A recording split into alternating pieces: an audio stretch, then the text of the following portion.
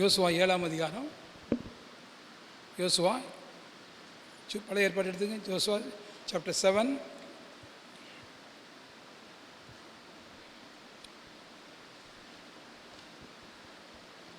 ஏழாம் அதிகாரம் 6 6ஆம் அதிகாரம் 6ஆம் வசனம். அப்பொழுது யோசுவா தன் வஸ்திரங்களை கிழித்து கொண்டு அவனும் இஸ்ரவேலின் மூப்பரும் சாயங்காலம் மட்டும் கர்த்தரின் பெட்டிக்கு முன்பாக தரையிலே முகங்குப்புற விழுந்து தங்கள் தலைகளின் மேல் புழுதியை போட்டுக்கொண்டு கிடந்தார்கள். 10ஆம் வசனம் வாசிங்க. அப்பொழுது கர்த்தர் யோசுவாவை நோக்கி, எழுந்திரு, நீ இப்படி முகங்குப்புற விழுந்து கிடக்கிறது என்ன? 13ஆம் வசனம். இஸ்ரவேலர் பாவம் செய்தார்கள், நான் அவர்களுக்கு கட்டளையிட்ட என் உடன்படிக்கையை மீறினார்கள், சாபத்தீடானதை எடுத்துக்கொண்டதும் களவு செய்ததும் வஞ்சித்ததும் தங்கள் பண்டம்பாடிகளுக்குள்ளே வைத்ததும் உண்டே. ஆதலால் இஸ்ரவேல் புத்திரர் தங்கள் சத்துருக்களுக்கு முன்பாக நிற்கக்கூடாமல் தங்கள் சத்துருக்களுக்கு முதுகை காட்டினார்கள், அவர்கள் சாபத்தீடானார்கள். நீங்கள் கவனிங்க, இன்னைக்கு வந்து தேவன் தேடும் மனிதர்கள் அப்படிங்கிற தலைப்பில் சின்ன செய்தி கொடுக்குறேன். ஆண்டவர் யாரை தேடுகிறார்? நம்ம ஆண்டவரை தேடுறோம். ஆண்டவர் யாரை தேடுகிறார்? ஆண்டவர் என்ன செய்வார்? காணாமல் போன ஆட்டை தேடி அடைகிறார். என்னை தேடி இயேசு வந்தார், என் வாழ்க்கையை மாற்றிவிட்டார். முள்ளும் புதரும் காடு மலையும் உள்ளம் உடைந்து இயேசு தேடுகிறார். இதெல்லாம் நம்ம பாடுகிறோம். இயேசப்பா அப்படிலாம் தேடுறாரு. உண்மையா இல்லையா? உண்மைதான், உண்மைதான். இதைத்தான் நம்ம பார்க்குறோம். அடுத்து இது வந்து சபைக்கு வெளியே தேவன் தேடுறாரு. சபைக்கு உள்ள ஆரை தேடுறாரு. சபைக்கு உள்ள ஆண்டவர் யாரை தேடுறாருன்னா யோசுவாக்களை தேடுறாரு, தானியேலை தேடுறாரு. அல்லேலூயா. அப்போ என் ஜனங்களை பரிசுத்தப்படுத்த வேண்டும், என் ஜனங்களை பரிசுத்தப்படுத்த வேண்டும். யார் என் ஜனங்களை பரிசுத்தப்படுத்துவாங்க? யோசுவாட்ட சொல்கிறாரு, என் ஜனங்களை பரிசுத்தப்படுத்து. அல்லேலூயா. ஆமாம், ஜனங்க வாழ்க்கையில் பரிசுத்தம் இல்லை, சபைக்குள்ள பரிசுத்தம் இல்லை. அவர்களை பரிசுத்தப்படுத்தணும். அதான் யோசுவாட்ட சொல்கிறாரு. இன்றைக்கி சபைக்குள்ள அன்பு, சபைக்குள்ள இரக்கம், தயவு, இதைத்தான் அடிக்கடி பேசுகிறாங்க இல்லையா? சபைக்குள்ள பரிசுத்தத்தை பற்றி, பாவத்தை குறித்து கண்டித்து உணர்த்தி அவங்கள சரிப்படுத்தி அவங்கள தூய்மையான பாத்திரமாக மாற்றுறதுக்கு யாருமே முன் வரதில்லை. ஒரு காலத்தில் பார்த்திங்கன்னா பாவத்தை குறித்து ரொம்ப கண்டித்து உணர்த்துவாங்க சபைக்குள்ளே. பாவத்தை குறித்து ரொம்ப கண்டித்து பேசுவாங்க சபைக்குள்ளே. பாவியே நீ மனம் திரும்பு அப்படிங்கிற வார்த்தை சொல்லுவாங்க. அதை நம்ம என்ன பண்ணிட்டோம்? வெளியுள்ள மக்களுக்கு கூட சொல்லிட்டோம். சபைக்குள்ளே எத்தனையோ பாவம் செய்கிறாங்களே. பெருமுகிற பாவம் இருக்குது, கீழ்ப்படியாத பாவம் இருக்குது, முறுமுறுக்கிற பாவம் இருக்குது, குறை சொல்கிற பாவம் இருக்குது, லஞ்சம் வாங்குகிற பாவம் இருக்குது. அல்லேலூயா. சபை விசுவாசிக்குள்ளே எத்தனையோ மார்க்க பேதத்தில் இருக்காங்க, அவங்க பாவம் உள்ளே உட்காந்துருக்காங்க. மூப்பற்ற பாவம் இருக்குது, ஊழிக்காண்ட பாவம் இருக்குது. எல்லாம் அந்த பாவத்தை கண்டித்து உணர்த்துறது யார்? அந்த பாவத்தை நீக்கி என் ஜனங்களை பரிசுத்த சகரியா நிற்கிறார். ஆண்டு என்ன சொல்கிறாரு? அழுக்கு வஸ்திரத்தை கழட்டி போடு. அவன் அழுக்கான வஸ்திரம், என் ஊழிக்காரன் அழுக்கான வஸ்திரமாக இருக்கானே. அல்லேலூயா. அவனை கண்டித்து உணர்த்து. அவனை பரிசுத்தப்படுத்துறது யார்? யூதாசு பணாசையில் இருக்கிறானே, அவனை யார் பரிசுத்தப்படுத்துறது? சபைக்குள்ளே இருக்கிறாங்களே, பணாசை உள்ள இருக்கிறான், பொருளாசை இருக்கிறான், டவுரி வாங்குகிறான், எவ்வளோ பாவம் செய்கிறோம். சபைக்குள்ளே தான் உட்காந்துருக்குறான். நம்ம வெளியுள்ள ஜனங்களுக்கு போய் நீ மனம் திரும்பு, நீ வந்து அப்படி இப்படி, அது ஒன்றும், அது ஒரு பக்கம் அது ஆண்டு செய்கிறாரு. வெளியுள்ள ஜனங்களுக்கு அது பரிசுத்த பாவத்தை கண்டித்து உணர்த்தி கொண்டு அந்த பரிசுத்தப்படுத்தி உள்ளே கொண்டு வர்றாரு. உள்ளே கொண்டு வந்த பிறகு முதல் இந்த வாழ்க்கையை காட்டும் மிக மோசமான பாவ வாழ்க்கைக்குள்ளே ஜனங்க வந்துடுறாங்க. அப்போ அந்த மக்களை பரிசுத்தப்படுத்தணும். அந்த பரிசுத்தப்படுத்துகிற யோசுவாவை ஆண்டு தேடுறாரு. நீங்கள் யோசுவாவை மாறணும். அல்லேலூயா.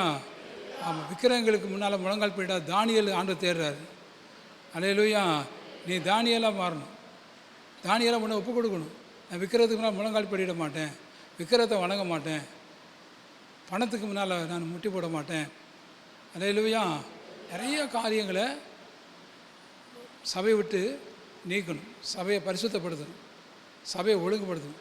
ஆண்டவர் சொன்னாது, சபையை கூட்டுங்கள், உபவாச நாள் நியமியுங்கள், சபையை பரிசுத்தப்படுத்துங்கள். சபையை சபை பரிசுத்தமாகணும். அது யாரை கொண்டு? உங்களை கொண்டு, என்னை கொண்டு. நீங்கள் செய்கிறீங்களா? உங்களை ஒப்பு கொடுக்குறீங்களா? உங்களால் சபை பரிசுத்தமாகுதா? அல்லேலூயா. ஆமாம், உங்களால் சபை பரிசுத்தமாகணும். அவள் பரிசுத்தப்படுத்துகிற மக்களை தான் தேவன் தேடுறாரு. ரெண்டாவது வாசிங்க, ஏசியா 59:16 வாசிங்க. ஏசியா 59:16. ஒருவரும் இல்லை என்று கண்டு விண்ணப்பம் பண்ணுகிறவன் இல்லை என்று ஆச்சரியப்பட்டார். அடுத்து ஆண்டு சொன்னார், விண்ணப்பம் பண்ணுகிறவனை தேடுறாரு. பரிசுத்தப்படுத்துகிறவனை தேடுறாரு, ரெண்டாவது விண்ணப்பம் பண்ணுகிறவனை தேடுறாரு. அல்லேலூயா. ஆமாம், எசேக்கியேல் 64 7 வசனம். எசேக்கியேல் 64:7.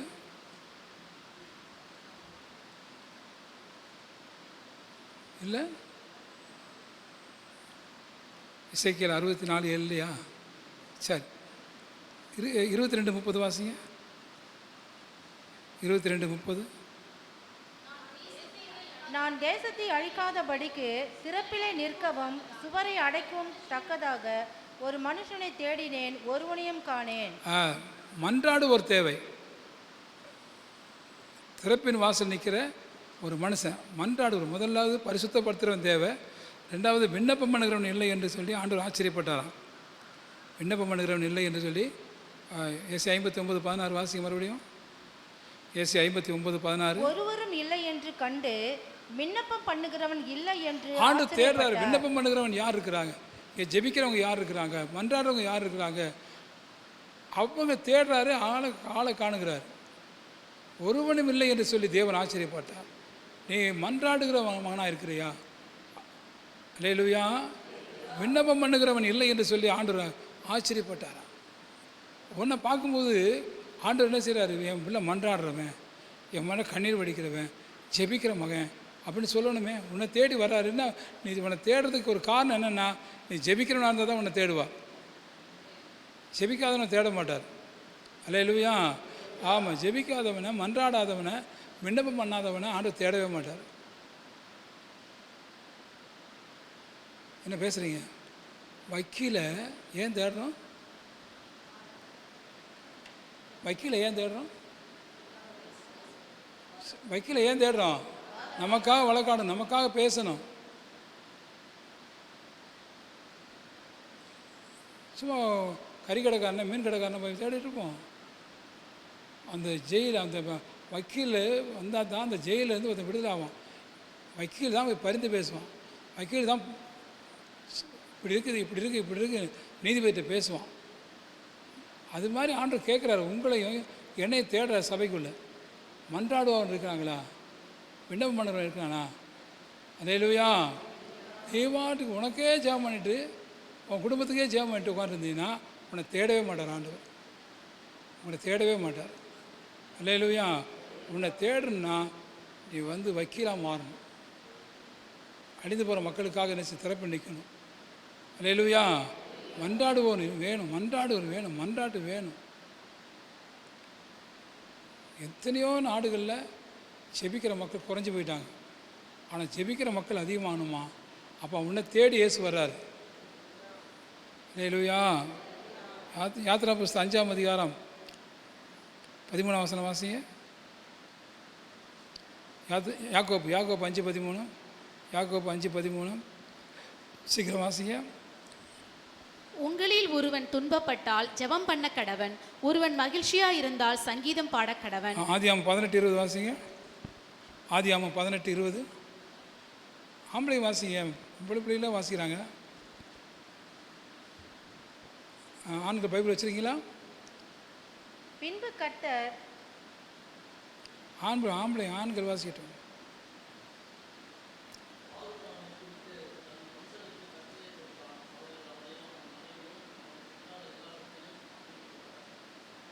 ஆதியாகமம் 18ஆம் அதிகாரம்.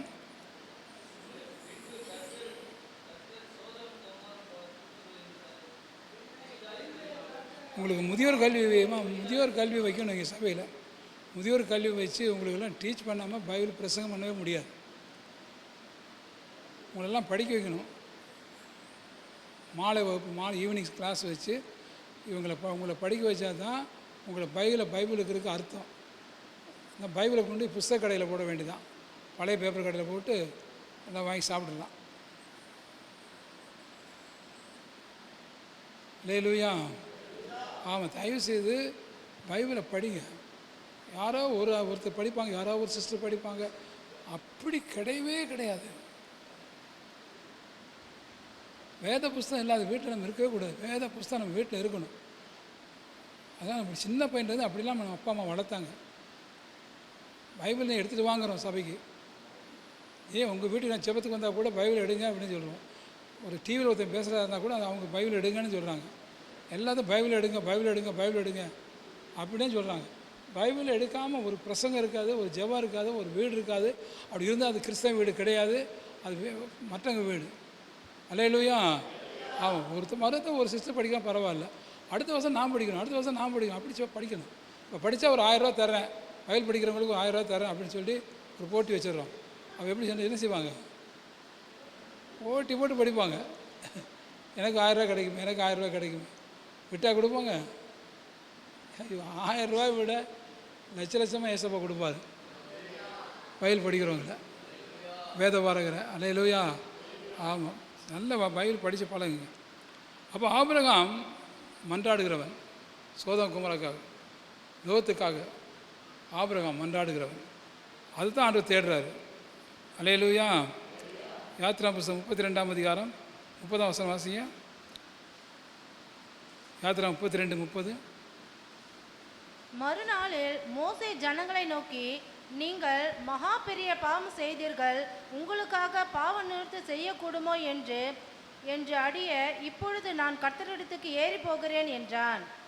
பார்த்தீங்களா, மோசே செபிக்கிறவன். 32ஆம் வசனம். ஆகிலும் தேவரீர் அவர்கள் பாவத்தை மன்னித்தருளுவீரானால் மன்னித்தருளும், இல்லாவிட்டால் நீர் எழுதின உம்முடைய புஸ்தகத்திலிருந்து என் பெயரை கிறுக்கி போடும் என்றார். ஆண்டவர் எவ்வளோ வைராக்கியமாக இருக்கிறார் பாருங்க. மோசே சொல்கிறார், என் பேரே சீவசை கிறுக்கி போடுங்க. அப்படி மன்றாடுறதுனால தான் இஸ்ரேல் மக்கள் விடுதானாங்க. ஏன்னா அழிச்சிருப்பார். நல்லா புரியுதா? விண்ணப்பம் பண்ணுகிறவன் தேவை, பரிசுத்தமாக்குறவன் தேவை. அல்லேலூயா. நீங்கள் மன்றாடுகிறவராக இருந்தால் உங்களை தேடுவார் ஆண்டவர். அவங்கள தேடி தான் இயேசு வந்திருக்கிறார். இங்கே காயப்பட்டவங்களை தேடி வரல, பாவியை தேடி வரல. அது வெளியே இந்த செவத்துக்கு வெளியே தான் பாவியை தேடுறாரு. அல்லேலூயா. காணாமல் போன ஆட்டை வெளியே தேடுறாரு, காயப்பட்டவங்களே வெளியே தேடுறாரு. உள்ளே அப்படி இல்லை. அல்லேலூயா. ஆமாம், உள்ளே ஆபிரகாமை தேடுறாரு, உள்ளே தானியேலை தேடுறாரு. உள்ளே அப்படிப்பட்ட ஆபிரகாம் போல ஜெபிக்கணும். மோசையை தேடுறாரு, என் பேரை ஜீவசை கிறுக்கி போடணும். அப்படி ஒரு மோசை இருப்பானா? அப்படி தேடி தான் இயேசு சபைக்குள்ளே வராரு. அல்லேலூயா சொல்லுங்க எல்லாரும். அடுத்து மூணாவது வாசிங்க. ஏசாயா 6:8 வாசிங்க. ஏசாயா 6ஆம் அதிகாரம் 8ஆம் வசனம். ஏசாயா 6:8. பின்பு யாரை நான் அனுப்புவேன், யார் நமது காரியமாய் போவான் என்று உரைக்கிற ஆண்டவருடைய சத்தத்தை கேட்டேன். அதற்கு நான், இதோ அடியேன் இருக்கிறேன், என்னை அனுப்பும் என்று. மூணாவது ஆத்ம ஆதாயம் செய்கிறவர்களை தேவன் தேடுறார். லூக்கா 10:2 வாசிங்க. லூக்கா 10:2. அப்பொழுது அவர் அவர்களை நோக்கி, அறுப்பு மிகுதி, வேலையாட்களோ கொஞ்சம். ஆகையால் அறுப்புக்கு எஜமான் தமது அறுப்புக்கு வேலையாட்களை அனுப்பும்படி அவரை வேண்டிக் கொள்ளுங்கள். வேண்டிக் கொள்றாரு. இப்போ என்ன செய்யறாரு? ஆத்ம ஆதாயம் பண்றவங்களை தேடிங்க வராரு. ஆத்ம ஆதாயர் தேவை. அல்லேலூயா சொல்லுங்க எல்லாரும். ஏன் இயேசு சபைக்கு வந்திருக்கிறாரு? ஆத்ம ஆதாயம் பண்ற ஆள் இங்கே இருக்கானான்னு பார்க்குறாரு. ஆத்ம ஆதாயம் என்ற ஆளை உருவாக்க வர்றாரு. ஆத்ம ஆதாயம் என்ற ஆள் இங்கே இல்லாட்டி ஏசு போயிடுவார் ஒரு பாட்டுக்கு. ஒரு கட்சிக்காரர், ஒரு தலைவர் இருக்கிறாரு, மோடி வராரு. நம்ம பிஜேபிக்கு எவ்வளோ பேர் ஆள் சேர்க்குறீங்க? அப்படி ஆள் பிடிச்சிட்டு வர ஆளுகள் இங்கே இருந்தால் இங்கே அப்படி ஆள் இல்லை. மோடி சார், மோடி என்ன செய்வார்? பரவாயில்லையே, இங்கே உட்காந்து சாப்பிட்லாம், வெரி குட் வெரி குட், பரவாயில்லையே, ரொம்ப நல்ல ஆளுகளாக இருக்குங்க சொல்லுவார். போயிட்டே இருப்பார். அந்த பிஜேபிக்கு ஆள் சேர்க்குற ஆள் இருந்தால் அவர் இருப்பார், உட்காருவார், பேசுவார். அல்லேலூயா. ஆத்ம ஆதாயம் என்ற ஆள் எல்லா இடத்துல ஏசு இருக்க மாட்டார். ஆளை தேடிங்க வராரு. ஆத்ம ஆதாயம் என்ற ஆளை தேடி வரார். யாரை நான் அனுப்புவேன், யார் எனது காரியமாக போவார், தேடி வர்றார். ஆண்டவர் ஏதோ நான் இருக்கிறேன் சார், நான் இருக்கிறேன் அப்படின்னு ஆண்டவர் சந்தோஷப்படுவார். ஆத்ம ஆதாயம் பண்ணுறவர்கள், ஆத்ம ஆதாயர் தேவை. அல்லேலூயா. நல்லவங்க தேவையில்லை ஆண்டவருக்கு. நான் நீதிமான ஆண்டவர் தேவையில்லை.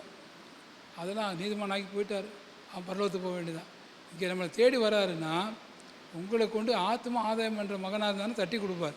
நல்லது உண்மை உத்தம ஊழியக்காரனே, நீ 2 காசு கொடுத்தேன் உனக்கு 4 காசை கொண்டு வந்துக்கிற, 5 கொடுத்தேன் 10 ஆக்கியிருக்க, அது சந்தோஷப்படுவார். அல்லேலூயா. நீ ஒன்றுமே ஒரு ஆத்ம ஆதாயம் பண்ணனா உன்னை தேடி ஏசு ஏன் வரணும் சொல்லுங்க. உங்களை தேடி எதுக்கு ஏசு வராது? ஆத்ம ஆதாயத்தை செய்கிறவர்களை தேவன் தேடுறார். அல்லேலூயா, அல்லேலூயா.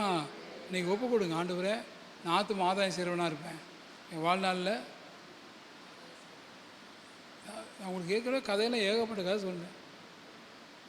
10 வயசு தம்பி 11ஆவது வயசில் மறிக்கிறான்.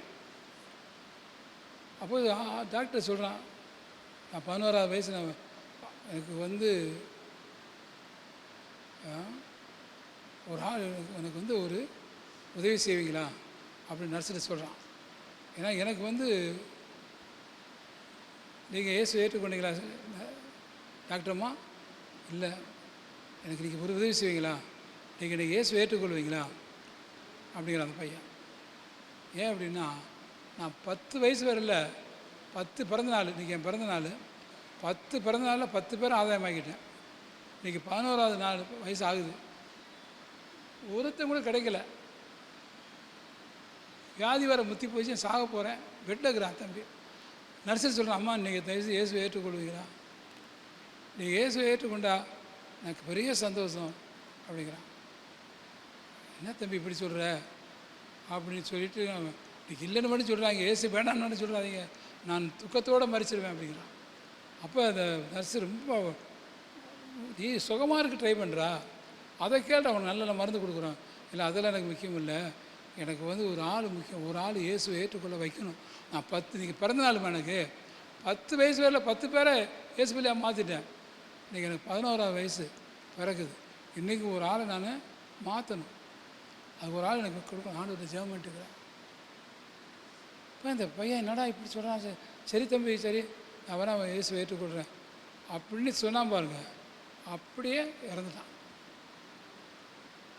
இந்த அம்மா சொன்னானே இறந்துட்டான். இந்த நர்ஸு ஓடி போய் டாக்டர்கிட்ட போய் சொல்கிறான், டாக்டர் அந்த பையன் என்ன, இந்த பையன் என்னாச்சு? இந்த பையன் இந்த மாதிரி இயேசுவை ஏற்றுக்கொள்வியா அப்படின்னு என்னை பார்த்து கேட்டான். ஏன்டா நான் ஏற்றுக்கொள்ளணும்னு, என் 10 இன்றைக்கி பிறந்தநாள், எனக்கு 10 பிறந்தநாளில் 10 பேர் ஆதாயமாக்கிட்டேன். இன்றைக்கி எனக்கு 11ஆவது வயசு பிறகுது, இன்றைக்கி ஒரு ஆத்மா கூட கிடைக்கல, எனக்கு நீ ஏற்றுக்கொள்வியா அப்படின்னு எனக்கு கேட்டான். நான் இருடா சொல்கிறேன் அப்படின்னு சொல்கிறேன், நான் ஏற்றுக்கிறேன்டான்னு சொன்னோன்னே இறந்துட்டான். அப்படியா, அப்போ நல்ல பையனா அப்படின்னு சொல்லிட்டு அந்த டாக்டர் சொன்னார், நானும் அந்த இயேசுவை ஏற்றுக்கொள்கிறேன்னா. அன்றைக்கி 11ஆவது வயசில் 12 பேர் இயேசுவை ஏற்றுக்கொண்டாங்க. கைத்தட்டுங்க சொன்னா. இதெல்லாம் நான் ஏற்கனவே உங்கள் 10-20 வருஷத்துக்கு முன்னாடி நான் கொடுத்த செய்தியில் இந்த உதாரணமெல்லாம் சொல்லியிருக்கேன். சாக போகிற 10 வயசு முடிஞ்சு 11ஆவது வயசில் 2 ஆத்மா ஆதாயம் பண்ணான். வியாதி படுக்கையில் பெட்ரிட்டு இருக்கிற பையன். ஆத்ம ஆதாய ஆளர் தேவை, ஆத்ம ஆதாயர்கள் தேவை. இப்படி ஏகப்பட்ட உதாரணம் சொல்ல முடியும். ஆத்ம ஆதாயர் டாக்டர் வசந்த் எட்வர்டு, அந்தமான் ஜனங்களுக்கு ஊழியம் செய்கிறவர், அவர் இறந்து போனவர். வியாதி கிட்னி ஃபெயிலியர் ஆன நேரத்துலேயும் கூட ஹாஸ்பிட்டலில் ஊழியம் செய்கிறார். அங்கே ஒரு பெட்டில் கிடக்கிறவங்கள போய் பார்த்து ஆர்டர் பற்றி சொல்கிறார். எக்கச்சக்கமான பேர் வாழ்க்கையில் அவங்க செஞ்ச காரியமெல்லாம் இன்றைக்கி பார்த்தீங்கன்னா ஆச்சரியப்பட்டு போய் அவங்களாம் இன்றைக்கும் சாட்சியாக இருக்காங்க. என்ன அப்படின்னா, ஆத்ம ஆதாயம் பண்ணுறவர்கள் ஆண்டவருக்கு தேவை. அதை அவங்கள தேடி இயேசு வர்றாரு, அவங்கள தேடி இயேசு, உங்களை தேடி என்னை தேடி வர்றதில்ல. அல்லேலூயா.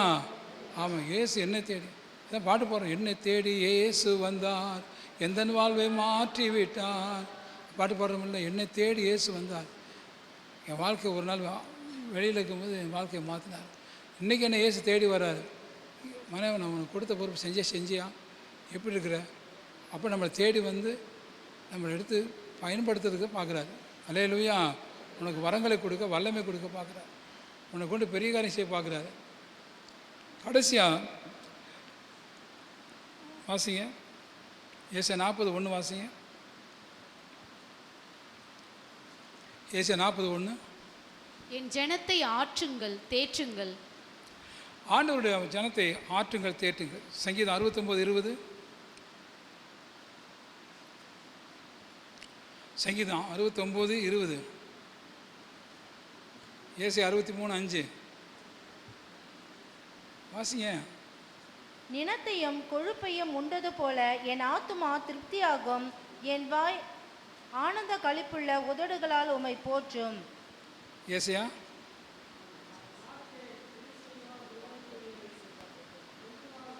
ஆற்றுவார் தேவை, தேற்றுவார் தேவை. அல்லேலூயா. ஏசாயா 63:5 வாசிங்க. நான் பார்த்தேன், துணை செய்வார் ஒருவருமில்லை, தாங்குவார் ஒருவருமில்லை என்று ஆச்சரியப்பட்டேன். விளங்குறீங்களா? புரிஞ்சுக்கிறீங்களா? நான் பார்த்தேன், துணை செய்வார் யாரும் இல்லை, ஆற்றுவார் யாரும் இல்லை, தேற்றுவார் யாரும் இல்லை. ஆண்டவர் அங்கலாய்க்கிறாரு. நான் ஒன்று சொன்னால் நீங்கள் ஒன்று வாசிக்கிறீங்க. ஆண்டவருக்கு தேவை ஜனங்களை ஆறுதல் படுத்துகிற ஆள் தேவை. ஒரு தினகரம் இருந்தார், எத்தனையோ ஆயிரங்களை ஆற்றி தேட்டினார். அன்னிலே சொல்லுங்க எல்லாரும். இப்போ நீ இயேசு அறிந்து எத்தனை நாளாச்சு? இயேசுவை ஏற்றுக்கொண்டு எத்தனை நாளாச்சு? அபிஷேகம் பெற்று எத்தனை நாளாச்சு? நீ யாரை ஆற்றி தேட்டுறீங்க? உங்களை கொண்டு உங்களை பார்க்க வராருன்னா ஆண்டு மக்களை ஆற்றி தேற்றுகிறது. ஒரு தாய் தேற்றுவது போல, அதான் பாட்டு பாடுறோம். ஒரு தாய் தேற்றுவது போ நேச தேற்றுவா, அப்படியே பாடிட்டு வருஷமெல்லாம் பாடிட்டே போயிட வேண்டியதான். உன்னை தேற்றுவா, உன்னை தேற்றுவா. நீ கொழுப்பையும் நல்லா கறி மீன் சாப்பிட்டு உனக்கு என்னத்தை, உனக்கு சரி கறி மீன் பசியாக இருக்கிறான், அவனுக்கு போய் சாப்பாடு கொடுக்க யாரும் இல்லை. ஆற்றுவார் யாரும் இல்லை, தேற்றுவார் யாரும் இல்லை, அங்கலாக்கிறார் ஆண்டவர். எனக்கு துணை செய்வார் யாரும் இல்லை, என்னை தாங்குவார் யாரும் இல்லை. எத்தனை பேர் ஜனங்க இருக்காங்க, அவங்களுக்கு தான் உன்னை தேடுறாரு. அவங்களுக்கு வந்து நீ ஆற்றுவியா, அவங்களை தேற்றுவியா, அவனுக்கு துணை செய்வியா, அவனை ஏந்துவியா? அல்லே சொல்லுங்க எல்லாரும். இவருக்கு நம்மளுக்கு தட்டி கொடுக்குறவங்களே தட்டி கொடுக்கணும், ஆறுதப்படுத்துறவங்களே ஆறுபடுத்தணும். அது நடக்காதுமா. சபைக்குள்ளே நீங்கள் வந்தீங்கன்னா சபைக்குள்ளே ஏசு அப்படி வரமாட்டார். உன்னை தேற்றுறதுக்கு வெளியே இருக்கிறார் ஆண்டவர். நீ ரசிக்கப்படாதுக்கு முன்னாடி நீ காயப்பட்ட போட ஆண்டவர் அங்கே வெளியே வந்து உன்னை ஆற்றி தேற்றி உன்னை சபைக்குள்ளே கொண்டு வராரு. இங்கே உன்னை உருவாக்கி வெளியே கொண்டு போகிறாரு. இப்போ உன்னை கொண்டு மற்றவங்களை தேற்றுவார். அல்ல சொல்லுங்க எல்லாரும். உன்னை கொண்டு மற்றவங்களை தேற்றுவார், மற்றவங்களை தாங்குவார். ஐயா தினகரன்லாம் எத்தனை பேரை ஆறுதப்படுத்துகிறாரு. அங்கே தான் ஜனங்க போவாங்க. இங்கே குறை சொல்லிட்டு குற்றப்படுத்தி காயப்படுத்திட்டு திட்டிட்டு இருந்தால் உங்கள்கிட்ட ஆள் வரவே மாட்டாங்க. அண்ணன் ஜெபகுமார் இருக்கிறாரு, பயங்கர கண்டிப்பார். அந்த கூட்டத்துக்கு அதிகமான பேர் வருவாங்களா? ஏசலைக்கிறான்னு தினகரன் மீட்டிங் அதிகமாக வருவாங்களா? சொல்லுங்கம்மா. தினகரன் மீட்டிங் தான் வருவார். ஆண்டுக்கு தேவை ஆற்றுவார் தேவை, தேற்றுவார் தேவை. அல்ல சொல்லுங்க எல்லாரும். ஆற்றுவார். நீங்கள் பிள்ளை கூட உங்கள்கிட்ட பேச மாட்டேங்க, உங்கள் அண்ணன் தம்பி கூட கூட சேர மாட்டேங்கிறான், உங்களுக்கு சொந்தக்காரன் கூட உங்களை பார்த்து பேசாமல் போயிடுறான். காரணம் என்ன? உன்னால் ஒரு ஆறுதல் கிடையாது, உன்னால் தேர்தல் கிடையாது. நல்லா கவனிங்கம்மா. நீ ஆறுதல் படுத்துறதுனா இருந்தீங்கன்னா உன்னை தேடி இயேசு வந்து இன்னும் 2 வார்த்தைகளை கொடுத்து, இன்னும் 2 காசு கொடுத்து, இன்னும் கொஞ்சம் பணம் கொடுத்து, இம்மா போய் அந்த ஏழைகளுக்கெல்லாம் போய் செய்யுமானே, இங்கே போய் செய்.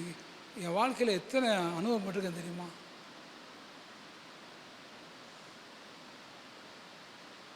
நீ வந்து மற்றவங்களுக்கு ஆறுதல் படுத்த மாட்டேன், மற்றவங்களை தேற்ற மாட்டேன், மற்றவங்களை தாங்க மாட்டேன், மற்றவங்களை ஏந்த மாட்டேன். உன்னை தேடி ஏன் இயேசு வர்றாரு? இப்போ இன்னைக்கு பன்னீர்செல்வத்தை எடுத்துக்கோ, நாராயணசாமி எடுத்துக்கோ, அந்த அரசியல்வாதியை என்னை தேடி வந்தாங்கன்னா என்கிட்ட கொடுப்பாங்க. பழைய முதலமைச்சர் இறந்தார், யார்? ஜானகிராமன். ஜானகிராமன் என்னை தேடி வந்து ஒரு வேலை நிறையா அவருக்கு இருந்து பெட்ஷீட்டு, துணிமணி, அவருக்கு கிஃப்டாக கொடுத்ததெல்லாம், அவருக்கு சால் பொத்துனதெல்லாம் கொண்டாந்து இறக்கிட்டு போய் சர்ச்சில் இறக்கிட்டார். எடுத்தப்போ அவர் தொகுதி நான் இப்போ அங்கே இருக்கிறேன்.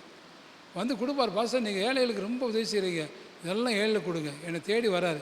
என் சபையில் மற்ற யாரும் கொடுங்க, பாண்டிச்சேரியில் வேறு யாரும் கொடுக்க மாட்டாங்களா? கொடுப்பாங்கல்ல. அப்போ நான் எதுக்கு ஏன் கொடுக்குறேன்?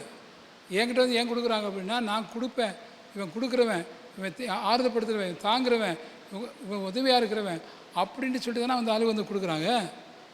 அப்போ இந்த சாதாரண அரசியல்வாதிகளே இப்படி தேடி வந்தாங்கன்னா ஏசு தேடி வர மாட்டாரா?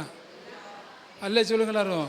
இப்போ கொரோனா காலத்தில் எனக்கு அவார்டு கொடுக்குறான் சென்னையில், அமெரிக்காவிலேருந்து அங்கேருந்து வந்து சென்னையில் கூப்பிட்டு அவார்டு கொடுத்தானு. எதுக்கு? ஃபஸ்ட்டு நீங்கள் எவ்வளோ பேர் ஆறுதப்படுத்திருக்கீங்க. கொரோனா நீங்கள் செத்தாலும் பரவாயில்ல அப்படின்ட்டு நீங்கள் எல்லோரும் கூப்பிட்டு அவங்களுக்கு அரிசி கொடுத்தீங்க, அது கொடுத்தீங்க, இது கொடுத்தீங்க. நாங்கள் எல்லாம் பார்த்தோம், ஃபஸ்ட்டாக வீடியோவில் பார்த்தோம். நான் அவங்கள பார்க்கவும் இல்லை, அவங்களுக்கு யாருன்னே தெரியாது இந்த வெள்ளக்காரங்கெல்லாம். இப்போ சென்னையில் நாங்கள் எல்லாம் போயிருந்தபோது இங்கேருந்து வர சொல்லி அவ்வளோ அவார்டு கொடுத்தாங்க. டெல்லியில் அவார்டு கொடுத்தானுங்க. அது இதுன்னு எனக்கு பல மழை நிவாரண உதவி, அந்த உதவியெலாம் நான் செஞ்சதுனால அந்த மழையில் பாதிக்கப்பட்டவங்களுக்கு நான் செஞ்ச உதவி அதுக்கு அவார்டு கொடுக்குறாங்க. அதுக்கு இப்படி நான் சொல்லிட்டு அதெல்லாம் பெருமையாக ஆயிரும், அதெல்லாம் சொல்லக்கூடாது. அப்போ இதெல்லாம் எனக்கு ஏன் கொடுக்குறாங்கன்னா, நான் அவங்கள தேடி போய் உதவி செய்கிறவனா இருக்கனால. அல்ல சொல்லுங்கனாரும். அப்போ என்ன தேடி அவங்க வர்றாங்கன்னா உங்களை தேடி இயேசு வருவார். நீங்கள் யார்? கர்த்தருடைய பிள்ளைங்க. நம்மளாம் ஒரே குடும்பம். நான் தகப்பன் எப்படியோ அப்படியே நீங்கள் பிள்ளைங்க இருக்கணும். நீ வன்கண்ணாக இருக்கக்கூடாது. தாராள மனசே கிடையாது நம்ம ஆளு. அல்லேலூயா. நீ அப்படி, நீ இப்படி, அப்படி குறை சொல்லி காயப்படுத்தி நிறைய காரியத்தை நம்ம இழந்துடுறோம். தாராளமாக மக்களை ஆறுதப்படுத்துகிறோம். அல்ல சொல்லுங்க எல்லாரும். ஆற்றுவார் தேற்றுவார் வேணும், ஆற்றுவார் வேணும். வாசிங்க மறுபடியும் 40 ஏசியா 40:1 வாசிங்க.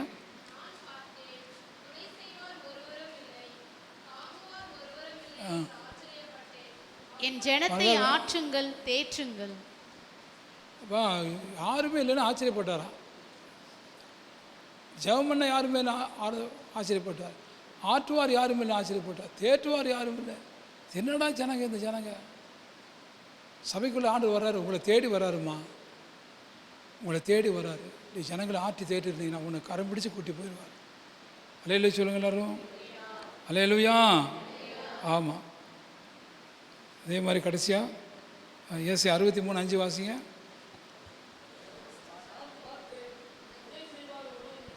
சங்கீதம் 69:20. நிந்தை என் இருதயத்தை பிளந்தது, நான் மிகவும் வேதனைப்படுகிறேன். எனக்காக பரிதரிக்கிறவன் உண்டோ என்று காத்திருந்தேன், ஒருவனும் இல்லை. தேற்றுகிறவர்களுக்கு காத்திருந்தேன், ஒருவனையும் காணேன். ஆண்டவர் சொல்றாரு, ஏசப்பா நீங்கள் அழாதீங்கப்பா சொல்கிறீங்களா? ஆண்டவர் கண்ணீரை துடைக்கிறீங்களா?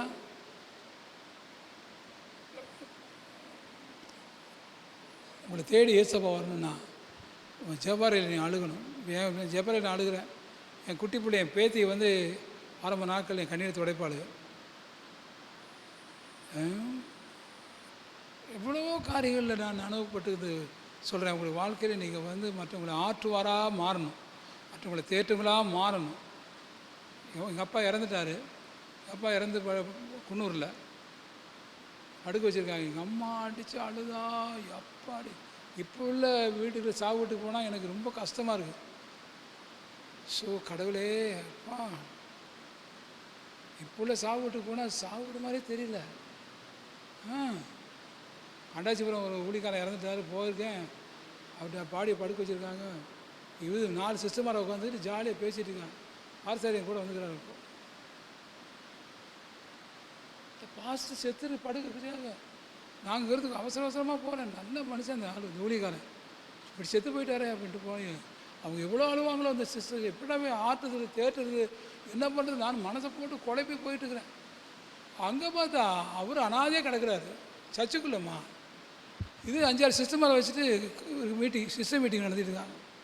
இந்த எரும மாடு என்னை பார்த்த உடனே பாதகத்தி, உனக்கு தாலி கட்டின மனுஷன், உனக்கு கல்யாணம் முடித்த மனுஷன் இப்படி பணமாக கிடக்கிறான், நீ வந்து இப்படி உட்காந்து பேசிட்டு இருக்கிற. அப்பா